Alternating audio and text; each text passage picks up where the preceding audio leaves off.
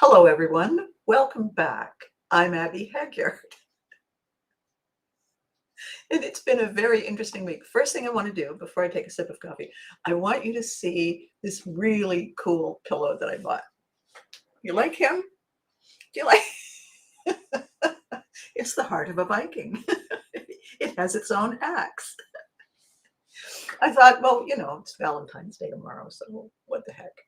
All right, so I'm just going to click on this welcome back thingy, and okay, so gosh, it's been a swell time. This is a different camera, so you can see kind of the of my office. Looks really big, doesn't it, with the camera? And the reason I have a different camera is that the camera that I was using doesn't like this computer. Why do I have this computer? Well, because I had to give Billy my other computer so he could go and clean it and get rid of all of the hackers and the gunk and the junk that they left behind. And swell week. And I thought it would be, well, good morning, Freddie. It's wonderful to see you here. So I had a surprise last week. I was conned because I wasn't paying attention, and it happens to some of us, all of us, eventually at some point in time. And my event last week was complicated because it was my computer. And it really woke me up to something that I think it's kind of an important thing to talk about. And it's in keeping with my theme today. So I'm just going to take a sip of coffee. Please join me.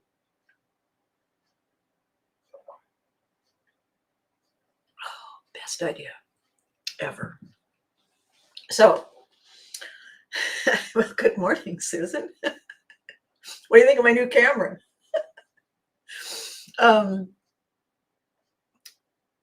What I want to talk about today, and the title, a deliberate hook if ever there was one, how deep is your, oh my, OMG, I love this well. How deep is your well? And I think the metaphor works because what I'm talking about is based on an article that I read the other day.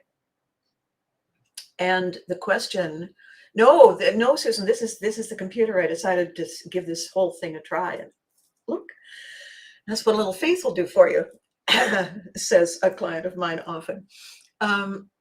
What happened to me last week was the recognition factor that I was not putting 100% of my focus and my attention and my respect. I think that's the thing that's missing. And I just, it was the word I was looking for all morning, and then the guy in the back handed it out to me now, and that's when I needed it. I think we get complacent, and I think we get lazy, and I think we lose respect because we become too familiar and things are too easy, and we just kind of get glib about a lot of things. So when I ask the question, how deep is your OMG, I love this well, I'm really asking, how connected are you in the things that we are doing, things that you are doing in the moment? When we go to a restaurant and we get okay service, we got service. We just didn't get great service.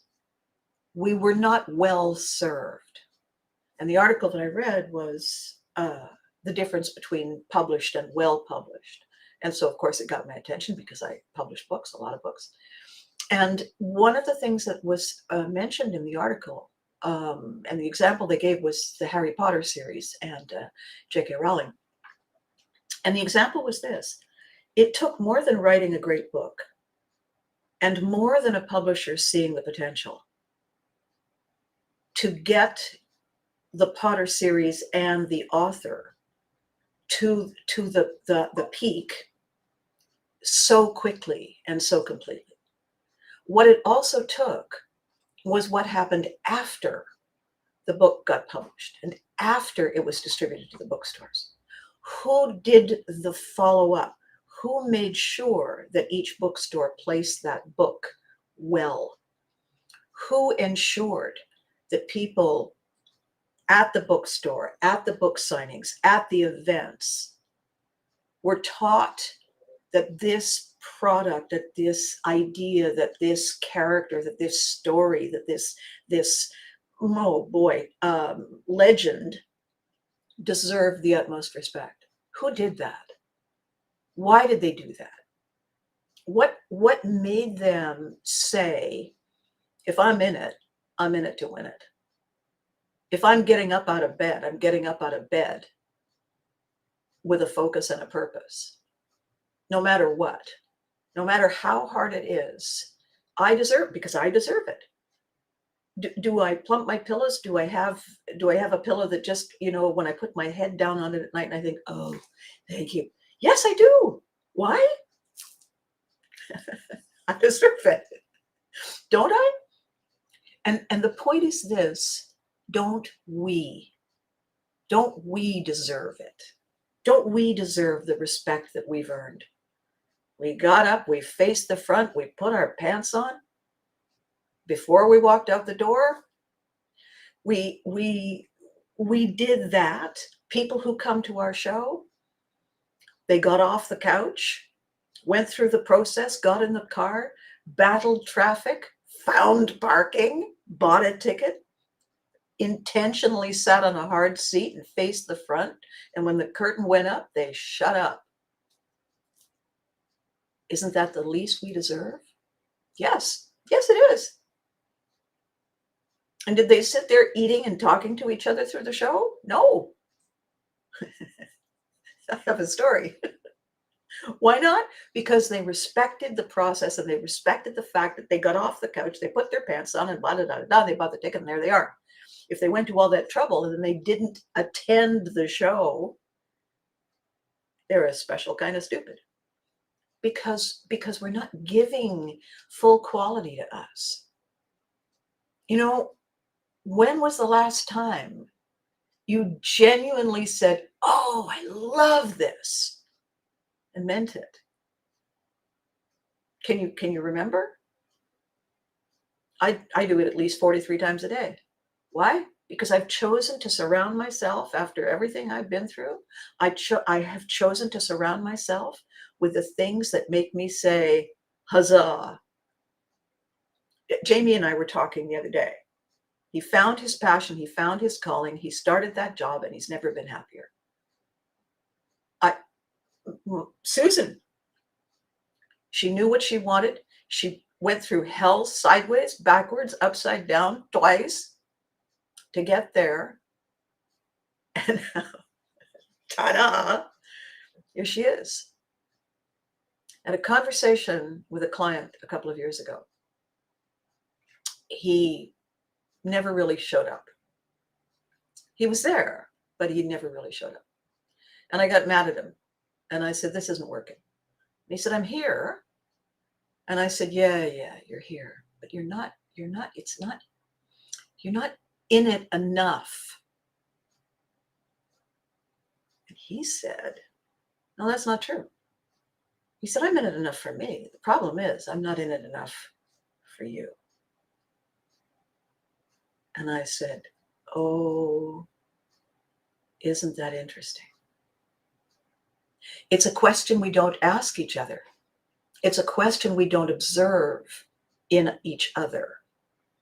It's a question that we don't use to establish our boundaries, our heart-shaped boundaries in the sand. Good morning, Charles.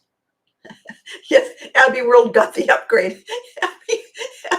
Abbey World got booted into an upgrade, Freddie. So why are we not doing it? Why are we not saying, alrighty then, what happened? What happened along the way? And I have this conversation with my clients all the time. If I say, so, how's your day? Or they answer the phone, they say, hi. And I say, oh, eek, how's your day? I said, it's okay. In my entire life, I have never said that. I've found a way to make some part of my day mine. Why? Because I have no idea how many I'm going to get. And that was made abundantly clear to me when I was 18. Had an accident, woke up in a hospital. We all know what that's like, don't we, boys and girls? And you think, ooh, when I got hacked last week, all of a sudden nothing was safe. That's nice. That's great. And the moment I realized I'd been conned, I thought, let's go to the bank. Off to the bank. And I said, hello, I have been involved in this thing. This is what happened. And they said, wow. And I said, I know. Special. So knew this, knew that, knew the other, change the account, blah, blah, blah, blah, blah. Make the list of all the people you need to contact to let them know that this is the new and that's the old and not so automatic things. It's like writing it down, new password and everything. Call Billy and say, you have to come and clean my computer. Fortunately, I had a spare. Crazy story. And so he came. And we spent hours and hours and hours and hours and hours. And then we realized that my camera didn't work. So we went to the store, tech store, bought the new camera, came home, put it on it, and didn't work. Didn't work. This one, this fabulous new camera, didn't work. I said, okay, all right, this is the universe saying, knock it off, go home. It's been a long day. So I drove home, came back. So I sat down and I took out my later folder. And I wrote down all the things I had to let go of so that I could have a decent night's sleep. Because the next day was going to be a very, very busy day. Lots and lots of admin work to do to make sure I was safe. And I woke up yesterday morning. So this was last week after the show. So last Thursday, I discovered. So that was Friday, Saturday, Sunday, Monday. Yesterday morning, Monday morning, I woke up at an ungodly hour and said, the car. I hadn't phoned the car dealership to let them know that I needed to come and give them new information. So I called the guy, said, it's okay. I'll see you Wednesday. All right. So what I realized today, that I couldn't get into this and I couldn't get into that. And since I couldn't get into this or that, that meant I couldn't do the other. And I was starting to really bother me. It was really starting to bother me. And then because the universe, has a sense of humor, it says, okay, joke's over. I'll give you something amazing. And I got a phone call from, this amazing client friend of mine who said, everything we're doing, I got an outreach. What do I do? What am I going to say? How are we going to do this? And it's so exciting. It's so exciting when a great idea, a genuine effort, a 100% intensive concept, find the right phrases, put it down the right way, delivers a result. We didn't expect it. And there it was. So we massaged some ideas and she wrote some stuff down. And when I hung up, I wasn't in that emotional focus on the fix, focus on the intensity and the timing anymore. I had this opportunity to take a step back and pivotry in motion, focus my effort and my intelligence and my, how do we say this, hat on this wonderful, exciting moment. And I still had that hat on when I hung up the phone. And I thought, what? I deserve a glass of wine. I'm going to go and have a glass of wine, make something to eat. Alrighty then. And I was still wearing that we have a hit on our hands hat when I came back into the office to finish up what I was doing, and I put my glass of wine down, it was a completely different experience. It was a completely different point of view that I had. And I didn't consciously do it. My training now, my hard wiring and my practice did it for me. And I thought, well, this is the whole point of the video today, is if we don't show up, if we say to ourselves on any given weekday, I'm only working for the weekend, we're not here. We don't get to experience the awesomeness. I mean, the awesomeness, if it goes up, it goes down. We're going to have that part. Okay. Lesson, learn, right? It's how it works. So the question today, how deep is your OMG, I love this well? How invested are you? Is the question I think I need to ask myself when I look in the mirror. How invested am I in this?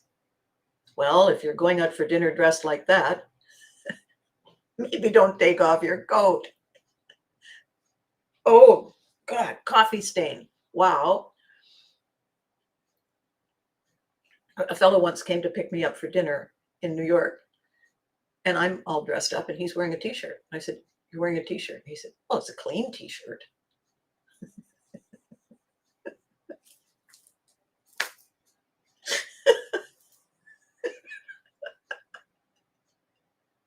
I mean, I changed. Not for the better.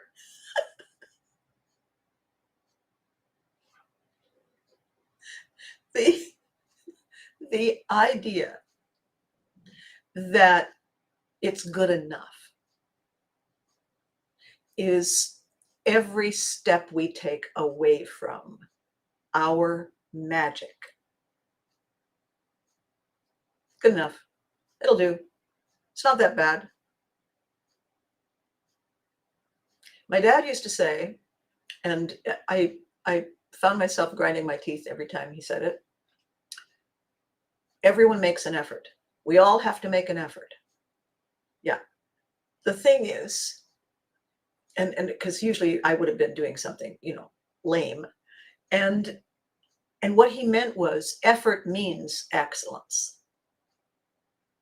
The thing that I see, though, the thing that I know, when I do something and I think, yeah, no, and I make it so when I walk by a room and I look at it, I think, yeah, all right.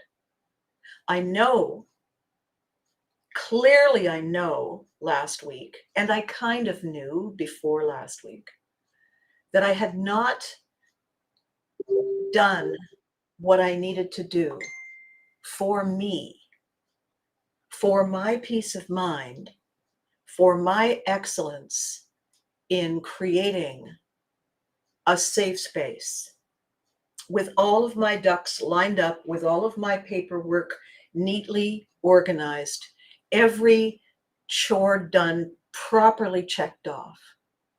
I hadn't done it. I had run out of what? What did I run out of? Oomph, effort, steam. I had run out of the concern that I had that I was going to need to have this information at my fingertips immediately.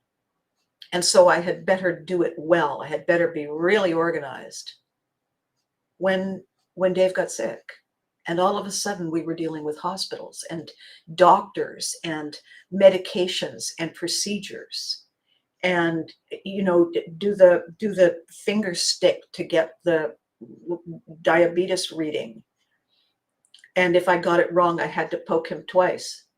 Popular those days.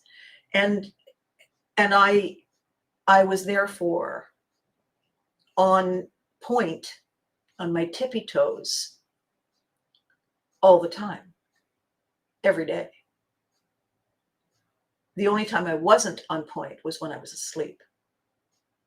And then I went from this to, and then I woke up the next day and I was back on this. So do I have an excuse that I started to let it slide? Sure, anybody can come up with an excuse. I write fiction for a living.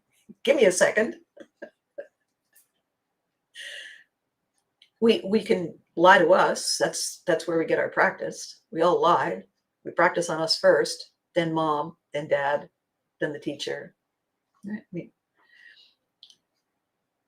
I had stopped doing the thing that made me feel I was on top of everything that I had promised I would be and do.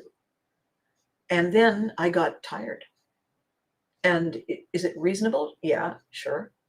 When you consider September, October, November, December, January, February, March, April, May, June, that's 10, July, August, September, October, November, December, January, February. It's reasonable that I would be tired. It's reasonable that I would let the quality and the focus and the precision slip. It's reasonable. And the universe said, tap, tap, boof. And I said, right, sorry, my bad, sorry, my bad. And woke me up. And the timing is impeccable. The timing is impeccable because nothing big has happened in the unfolding of the rest of the legal business that comes along with managing the estate of someone. It hasn't happened yet. I didn't compromise all of his entire adult lifetime of hard work by being sloppy. I got my wake-up call. Am I grateful? Yes. Did I wish we could have done it another way? Oh yeah. Why am I sharing this with you? Because my project, for those of you who have just joined for the first time today, these wonderful videos that we are doing together, and you're saying, who is this woman and what the hell is she talking about? So this is like a back sell, really. The idea is that we are expected to do things without knowing how. And the people who expect us to do the things only expect us to do it because they learned how a long time ago, and they have forgotten what it was like for them when they were standing on the first stone at the beginning of the path. They are so far along the path that they say, well, for heaven's sakes, just say no. Well, for heaven's sakes, don't you check your bank statement every day? Oh. Sometimes I don't want to know. It's like that Band-Aid on the light on the dashboard, right? Not today. If no one tells us how, if no one shows us where the instruction booklet is, if no one makes sure that our booklet is in the language we speak and read and write, if no one tells us where our toolbox is, how to open it, and which end of the tools we hold, and what we do with them, how are we supposed to just say yes or no, or purple, or sandwich? How are we supposed to know if no one shows us how? I spent my whole life as a child and a teenager and a young adult absolutely convinced that everyone on earth gets a copy of a book called How Life Works. And the reason I believe this, I did this in my stand-up comedy routine. I opened with it. Rule number one, get their attention. I opened with it and I said exactly what I just said, how life works. And then I said, and the reason I was convinced that everybody got a copy, except me, by the way, is that everywhere I went, every place we moved to, every place I lived, every school I attended, every job I held, it looked to me like everybody else knew exactly what they were doing. I, on the other hand, did not. Because the Vikings and the Viking within me invented tap dancing, and I can tap dance faster than anybody because I had no idea what was going on. I used to say that I meant to do that. They love it in New York because I had no idea. 1,000%. I kid you not. I have guessed my way through life. Not guessed as an opposite of host. I have guessed my best next step. Sometimes I guessed correctly. Other times I wrote shows and books about what happened because always colorful, always entertaining, always remarkably surprising because I didn't get the book. And the third thing I said in my stand-up comedy routine was I didn't think that I was denied the book. I didn't think that somebody in the universe said, let's not give her that one. Let's not give her that. And let's be entertained until the end of time. I don't think that's what happened. I merely thought that we moved so much that, like Paddington Bear, my book was in the lost luggage department somewhere in a post office 3 postings ago. And so I figured, and the fourth thing I said was, and the other reason that I was convinced was that nobody ever talked about it. Nobody talks about things that everybody does unless something goes wrong. And then you say, oh my God, does this ever happen to you? And people say, oh yeah, all the time. Really? So that's the only time anybody talks about a colorful mistake. It's when they've never made one before. They say, what was that? When I walked into the bank, I said, I have done a thing for the first time in my life. I believed somebody who was not telling me the truth. And then I acted on it with regard to my safety and my security and my money. I had never done that collection of things. And now here I am, and how do we fix me? And they did, except for a couple of small glitches that Billy's going to take care of today. Wake-up call. Course correction. Boop. Right on the bridge of your nose. We all do it. And here's the reason that all of this matters to me, and I think to all of you, is this project of mine, Pivotry in Motion, this concept I have that we, through story and shared experience and listening to someone who has been there and done that, we can find our way back to confidence. We can find our way back to joy. We can find a way back to, alrighty then. All right, let's do this. Ooh, I love that shirt on you. We can find our way back to passion and excitement and wonder. We don't have to go through life in paler and paler and grayer shades of beige.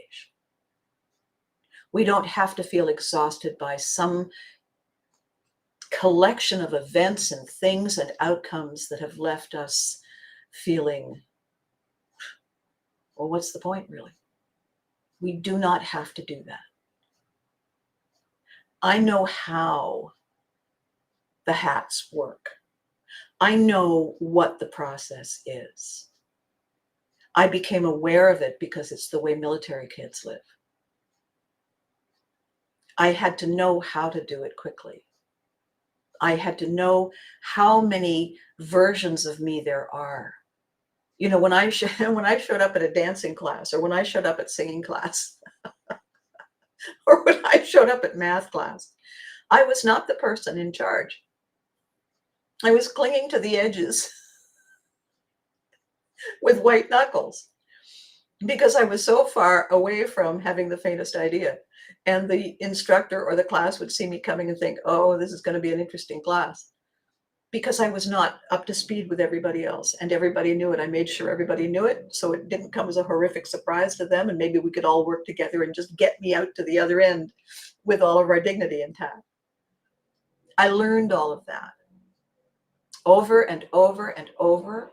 And then when I decided, hey, you know what? You know what it would be a really good idea, since I'm so good at all of this, including rejection? Let's go into show business. So I did. And I know all these things are things that we all do. I know that these things are skills we all have. I know that these skills are taught to us when we are so young. We are so before words that we are learning by mirroring and imitating and repetition. We learn this stuff before we're consciously aware that we're learning it. That's why we don't know we know. That's why we don't know where it is. It's been with us forever. I, however, know exactly how we do it. I know exactly where it is. And I know that for people who are overwhelmed, I know that for people who are desperately trying to just make it work, just get through the day, that it's a terrible, terrible way to live. It's awful.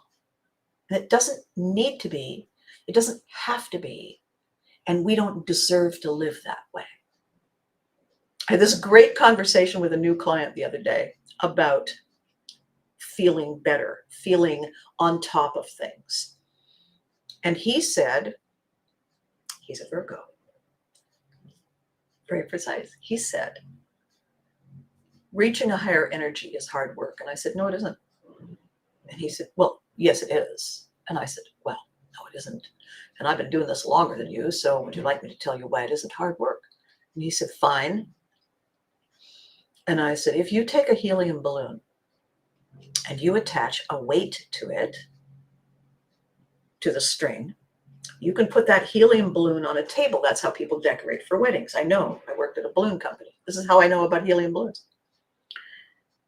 If you put that balloon just on its string and let it go, it's gone. If you put it on a weight, it stays on the table. It stays exactly where you put it. The weight, the heavy, dead weight, keeps the height-seeking balloon down.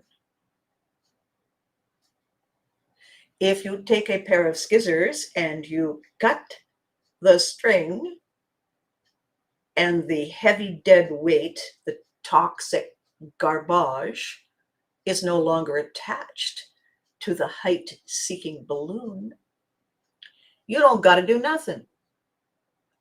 It seeks its own level. Thus, high energy. And he said, that actually makes sense. And I said, I know, right? He said, I have to rethink everything. I said, yep. And we all have to rethink everything. The habits we have that keep us stuck are designed by a very primitive part of our brain that genuinely and reasonably feels that if we stay where we are safe, has the saber-tooth whatnot eaten any of us in the cave yet today? No? Fine. Then here is where it's safe. Don't nobody move. Don't nobody grow. Don't nobody change. Don't nobody evolve. Let's just keep doing this. Yeah, okay, except that, you see, we don't stop growing. I'm taller than I was when I was 5. That was the thing I wished for. What do you want to be when you grow up, Abby? Taller. So I couldn't reach anything. We can't stay in the same spot forever. We can't stay hunkered down, 12 of us in the cave, if 10 of us are growing every day. It doesn't work. Subconscious brain doesn't know that.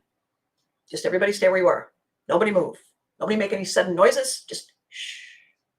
And maybe life will just pass us by. It doesn't work like that. We're in it. Therefore, if we're in it anyway, what the heck? Why not be in it to win it? You want to be in it to lose it?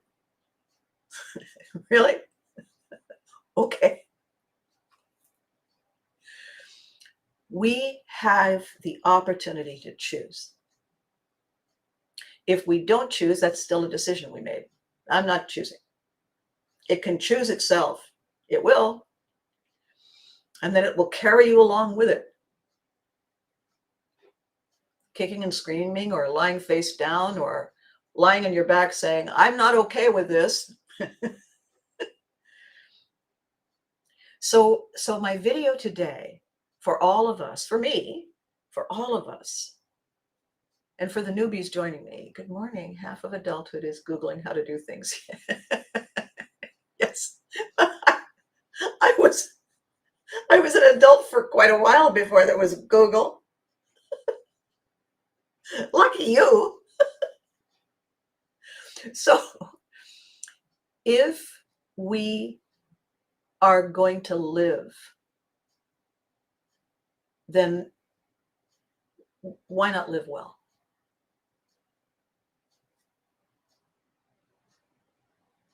If we are going to go and get groceries,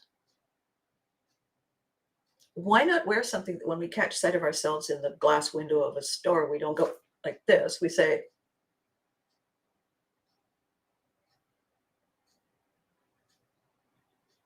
why don't we do the best for us? Why don't we treat ourselves with respect? Why don't we recognize a very important thing? And I'm going to talk about this in greater detail on Thursday. Why don't we realize that we are not actually in control of anything? What we do have the ability to do is manage. Make decisions, manage the fallout from our actions and our decisions. We can't control the universe. We can't control the weather. We can't control. Can we contribute? Apparently, yes. Can we control rush hour? Well, we can contribute to a better driving experience when everybody gets off work at the same time. Could we talk to admin about not everybody getting off work at the same time? That would be the first thing. It's that we can manage. It is a delusion to think that we can control. The hysterical conversation I have with people who say, don't let your emotions get the better of you. Good luck with that. Let me know how that works for you. The subconscious emotional brain that does 95% of the work of keeping us here works so fast, the conscious brain hasn't even heard a rustle in the grass when it's done. Conscious brain, I'm not going to let myself be upset. Subconscious brain, kidder. We're not in control. We're driving the bus. We are driving the bus. If we choose to be the one in the driver's seat driving the bus, we are driving the bus. But there are things driving us. We're not at the top. And I think we all know that. Otherwise, why would we be praying in the worst possible moments? Why would we be going into buildings and saying, I'm so sorry, please help me? We're not in charge. Whoever it is that we talk to, whatever it is, could be a giant palm frond, whatever. We know we're not in charge. We know.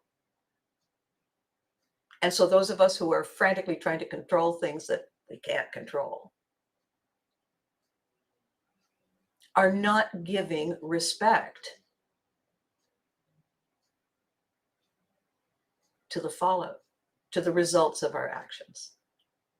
We're not paying attention. We're not listening. We're not really even here. Conversation with somebody the other day.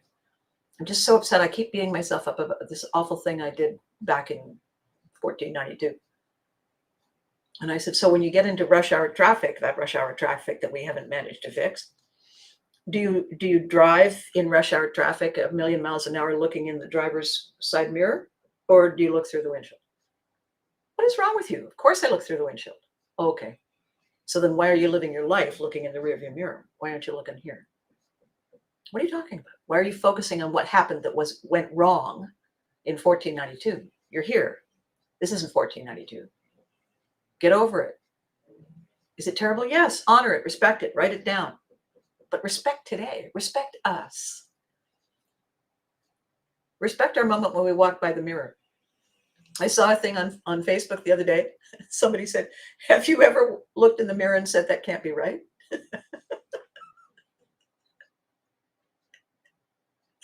And every day in the makeup room at CJOH television, when Lizzie finished turning me from Abby Haggard into Valerie Prevert mom or the librarian, I would stand there and say, this can't be right. Somewhere I thought I was promised that if I was in show business, it was going to be glamorous. This isn't it.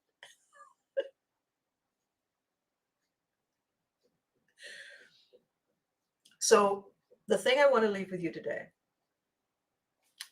in this sunny day, a little cold, I think we're going to get some snow the next couple of days.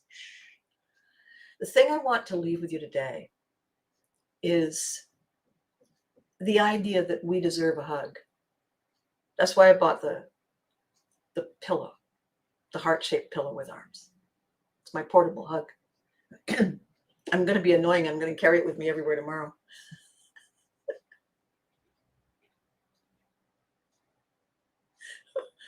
Why? What is wrong with you? I'm going to cheer everybody up, whether they like it or not. Why? Why am I doing that? Because I want the day to be amazing. I want every day to be amazing. I want every night to have good sleep. I want, if something is wrong, that there's a way for me to fix it and I can find the fix quickly. I want all of that. And I don't just want it for me.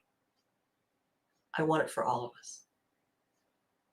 And I am leaning toward it, and I am focusing on it, and I am achieving it bit by bit every day because I am doing the work. And I'm doing the work because I learned how the work works. And that's why Pivotry in Motion is so exciting. This is not a sales pitch, although it's about to sound like one. Pivotry in Motion is a project that I began about 6 months into the COVID pandemic experience, when I saw how unhappy, scared, and exhausted people already were. And all I could say to myself was, I don't think this is going to get better fast. I think this is going to be a slow return to confidence. Not a slow return to the way we were, but a slow return to confidence, a slow return to engagement, a slow return to excitement, because this is permeating everything. And you don't realize it. You don't realize, oh my gosh, I had no idea that was gray. I should have been buying brighter light bulbs sooner.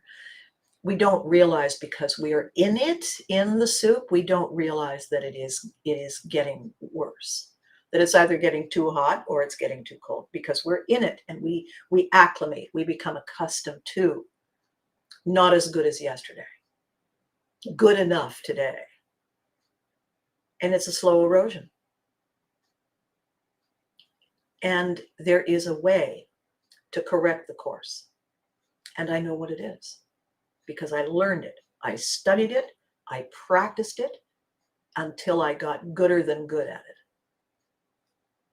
So my plan, I have these books that are in process. It's kind of like you move this one along, then you have to move that one along, then you have to move that one along, you know. I have these books. I have these worksheets. I have these concepts for completely different kinds of workshop experiences, getting together in real time and getting together virtually so that all of us get gooder at it together and share our stories and feel the return of our confidence and our excitement and the magic together. That's how that's going to work. I'm going to have stuff online. I've got products to sell, tools to do, and I have a really brilliant, this template that I was given, this brilliant template about a club, a members club, in which the lessons we are all learning get shared. So we are all part of each other's learning, growing, changing, evolving. Fabulous thing.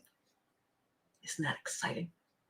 I think it's incredible. And the thing I'm not talking about a lot right now, but I do want to mention, is there is going to be a give back component that involves service dogs. I'm so excited to get that launched. I am so excited to talk to people about why and how this is so doable, so doable, and how needed it is. And people are just, well, I've already tested it a little bit and I've seen the reactions. So all of that is all coming, and it's going to be coming to fruition this summer. And, you know, as we lead into the summer, some of it is evolving. So every day, what I am doing with these videos is I am giving you small pieces of the recipe. I have this amazing client, and she has this concept she's developed. It's called integrated healing. And I love the idea. I love the name of it. And I love what it represents, because you can't just heal one part of you. Why? Because it's all connected. Ultimately, the knee bone is connected to the nose bone. It just goes through a whole bunch of other connections to get there. So why would you only try to heal one thing when you know that what you really have to do, like with the books, you got to push them all forward in sequence to get them all getting to the same place at the same time. So pivotry in motion, for those of you who are still not clear, before we can physically pivot, we have to have made the mental shift. We have had to say, I choose to think, feel, see, do, touch, and respond this way. It is the mental shift that precedes the action that is pivotry. And because we are made of molecules and we never stop moving, that's why it's pivotry in motion. Isn't that exciting? So we all go through pivotry in order to pivot. We all find our way to the right perspective to see what we need to see clearly. I got boofed by hackers last week.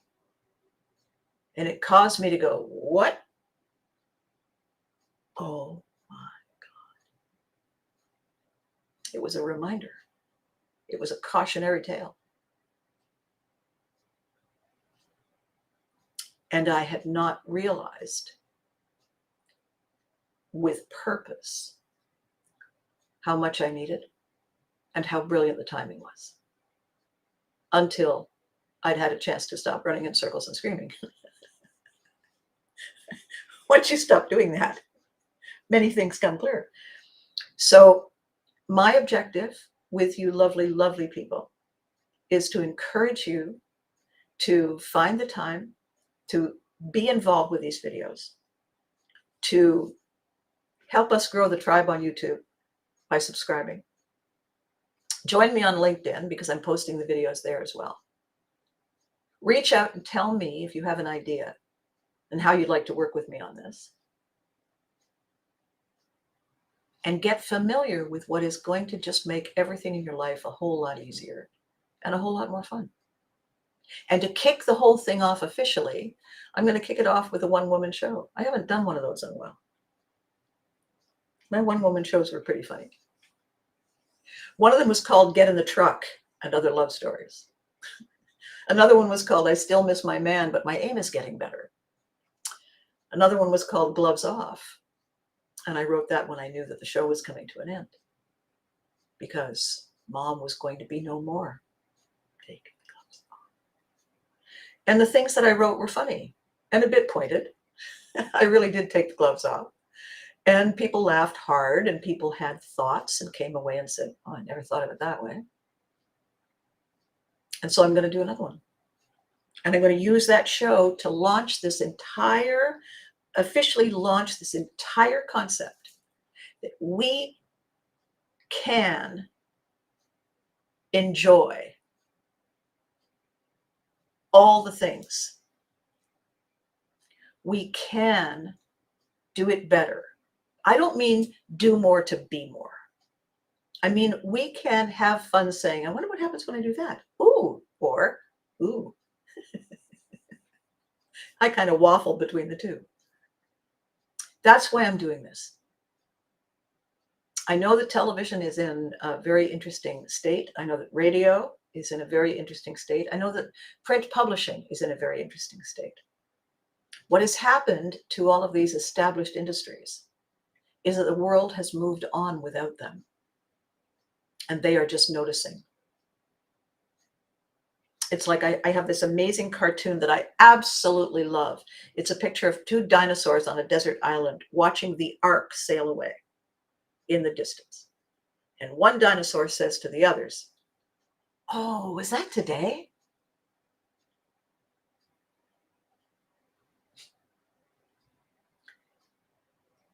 The number of people who say to me, oh, was that today? Oh, I'm so sorry. Oh, I don't know where my head was. My answer, have you been operating heavy machinery without your head?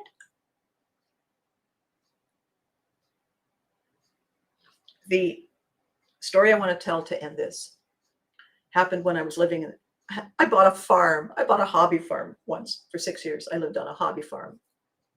You can picture it, right? It's kind of green acres, only with a feather boa. And I was challenged every moment. One day, things had not been going well, and I drove into town to get a manicure, because a manicure always cheers me up. And I drove in and I came out, and it had started to rain, and then it started to rain harder and harder and harder. And I'm driving out of the city to my farm, and I push the Zert button that makes the windshield goop come out, because it was raining hard and the trucks coming by this way are going, phew. And so eventually you run out of windshield goop, and all you're doing is moving mud. So I thought, okay. So I pulled over and I tried to pull the hood release thing, and it was stuck. So I drove to the gas station in the little town that was near my farm, and I pulled in, and a large young man in the uniform of the service station came out and said, help you? And I said, yes, the hood release latch is stuck. I can't get it open. So if you could do that, so we could pop the hood, and if you would be so kind to refill my windshield fluid, I would be grateful. Okay. So I got out of the car. It's under the awning, so I'm not going to run it. I'm standing. He reaches in, and nothing happens. And he reaches in, he goes, huh! And he looks at his hand, and then he looks at me, and he puts out his hand, and in it is the handle of the hood release cable. It's the handle. And do you know what he says to me? He says, here.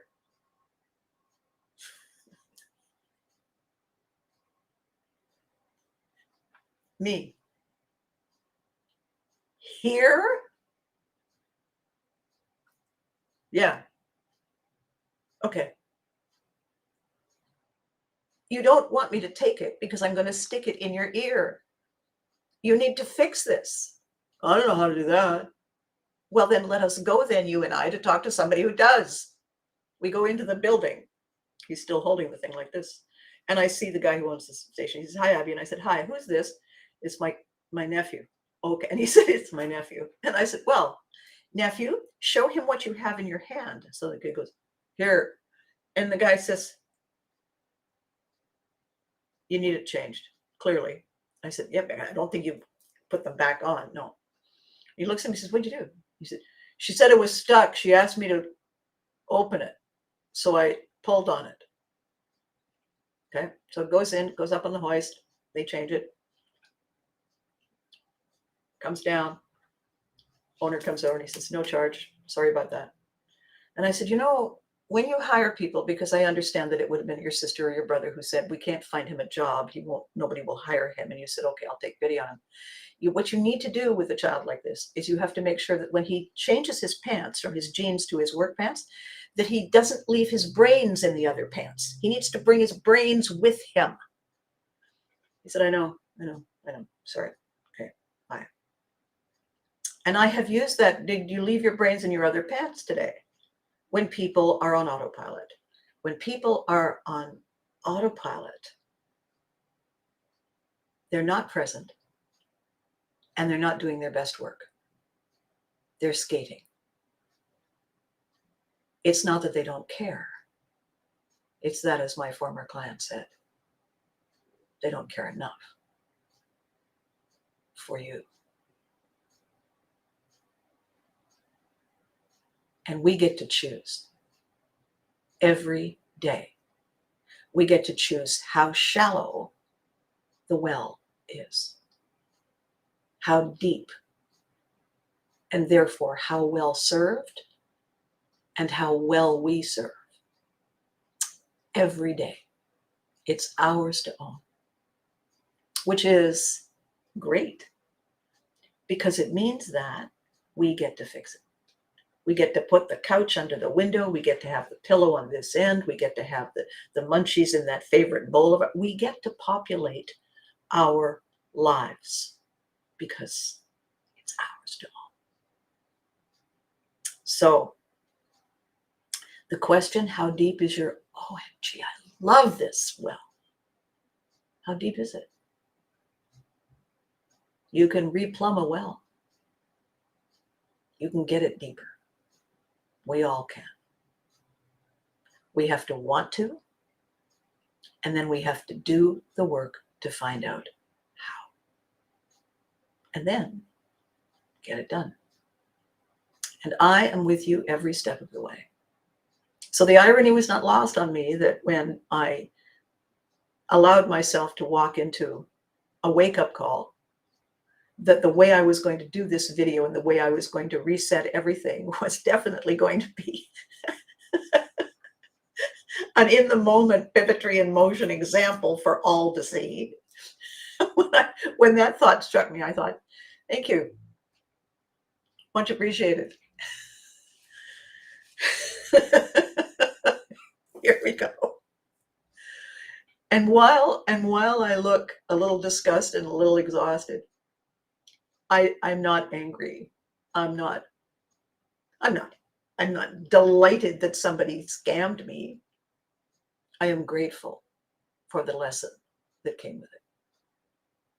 Because now we had something to talk about today. You had something to reconsider. And by the way, check your passwords and check how recently you've changed everything. And check how often you do things and don't do them the right way. And how sloppy things are that you could just fix. My friend Carol says somebody gave her an efficiency thing to say. And she said, changed everything in my apartment.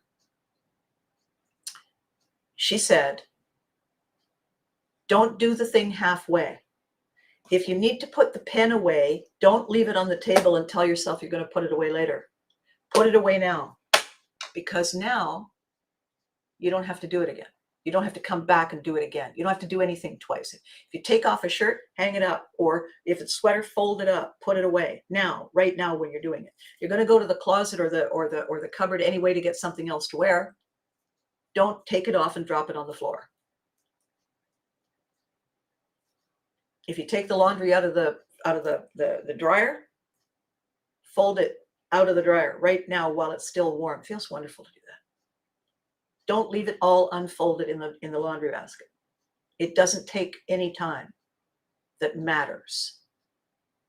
Just do the task and finish it. When you drive and you park in the driveway, you don't leave it in gear with the engine running, open the door and walk away. Well, you might, but you'd only do it once. Everything gets really busy right after that. You finish. You take it out of gear, you put it in park, you turn off the engine, you take the keys out, you open the door, take seatbelt off, open the door, get out, close the door, lock the car, walk away, right? Okay, that takes what? Takes longer to say it than to do it. And that we don't is us letting go and no longer respecting what we deserve. That is us underserving. How well are we served? Say so if it's not. Go to the manager in a place and say, I want to tell you that something needs to be done. You need to give somebody a pep talk or a hug because the service today was indifferent. I'm not complaining and I'm not yelling. It was indifferent. And I feel badly for them and I feel badly for me and I feel badly for everybody today who has to be involved in this. Do something. Give them a hug. You'll thank me for it. We need to do that as opposed to say, you're not, nobody's listening. Are you okay? Yeah, why? You're not 100% here. What's wrong? No, I'm fine. I'm okay. Sorry, no. What's wrong? Let's see if you can fix it. As my client healer says, let's see what we can do about your pain. Great way to end this session, right, Susan? So, Thursday will soon be upon us, and I have a really cool subject to talk about. I am very, very glad you joined me today, and whenever it is that you are watching, I am really excited that you're part of this whole journey. Excuse me. And so the drill is this, for the new among us, and for those of you who already know it, be good to you. You deserve it. And remember to hug your loved ones. They deserve it too. Thanks for watching.